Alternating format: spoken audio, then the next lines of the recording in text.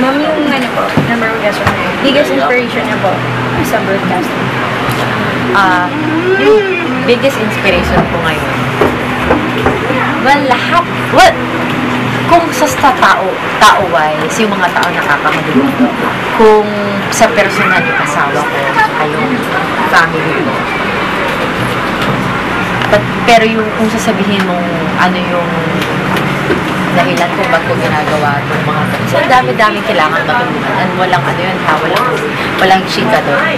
So, habang nandito, yung inspirasyon ko, habang nandito yung influensya, habang may nanonood sa'yo, dapat i-maximize mo yung opportunity para ilahad yung mga kwento ng mga taong nangangailangan. So, ang akin lang talaga, simple, hindi nga, gusto ko lang na I want people to care. Ganun lang kasi. Yung magkaroon tayo ng pakailangan, hindi lang sa mga may sakit, hindi sa mga issues nila parang minsan highfalutin na hindi natin mag-grasp. Ganun lang siya kasi. And eventually, when people start to care, lahat tayo may gagawin. We will act if we care enough. Kasi maybe a story moves you to care, and you will do something. Maybe for a patient, or maybe for our country, or maybe for your family, whatever. Ma'am, second question po. Yung ano po, pinaka-unforgettable na cover niyo na po. And hindi niyo po talaga malilimutin. Lagi ko sinasabi na bawat storya malakas yung impact sa akin. Hindi ko na masabi ko ano ang isang storya na impact.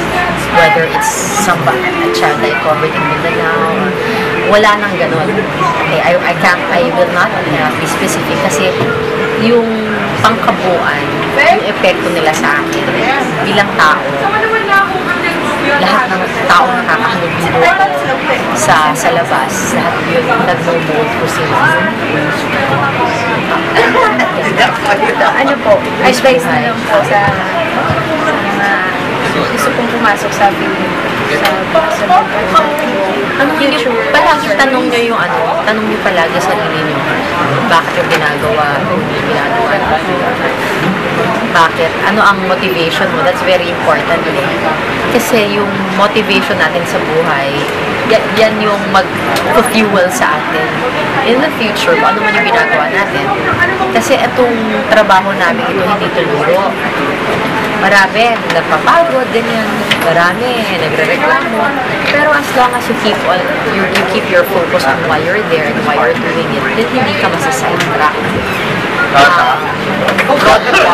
Maraming tao akala for glamour, depende kung anong agenda. Basta definitely ang tatandaan nyo, hindi ito para sa sarili nyo, ito para maging pasyon. Kung gusto nyo maging journalist, isipin nyo to do better stories para ang story ang yun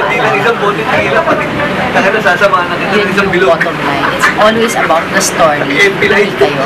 It's always about the people who trust you with their stories, hindi kayo, hindi tayo. Yung ano na po, 10 years from now po ba, magpabalita pa rin po ba kayo or gusto nyo na pong kung pwede hanggang forever and ever, amen, dito ako. Literally, that's really what I want to do with my life. Pero hindi naman natin decision yun. Madaming factors. Pwedeng mawala ka ng trabaho dahil syempre, kung sinong okay, alam mo yun, parang hindi naman bias. It's not bias and I'm not saying na, may favoritism, hindi gano'n na. Ang sinasabi ko lang, if somebody more effective will come along, maybe, na mas okay na magbalita, na makita, mas okay to, pwedeng gano'n yung mangyari. Pwedeng ilagay ko, mas okay ka pala dito, behind the camera ka na lang, so you can be reassigned it. So it's really not up to you. Oo naman, hindi talaga permanente. Kapag inisip mong permanente, ang isang bagay, niloloko mo sarili mo. I mean, it's not just about this industry, but in anything, everything is temporary. And that's why I'm saying na nabigyan ka ng pagkakataon araw-araw, umagang kay ganda, meron kang programa, maximize that opportunity na, alam mo yun, yung pinagkakatiwalaan ka pa. Na hindi habang buhay nandun ka. Anong gagawin mo habang nandyan ka? Para lang ba magpakit ka, sumikat ka, whatever, or are you going to use that for other, depende. Actually, you cannot, ako naman, kung yun yung agenda ng ibang tao, hindi mo nang para sabihin, ba't ganun yung yung motivation mo eh. Sa kanila yun yun eh, di ba? It's your own motivation. I'm just saying na sana makatulong ka sa ibang tao habang nandun ka. Thank you po. Thank you.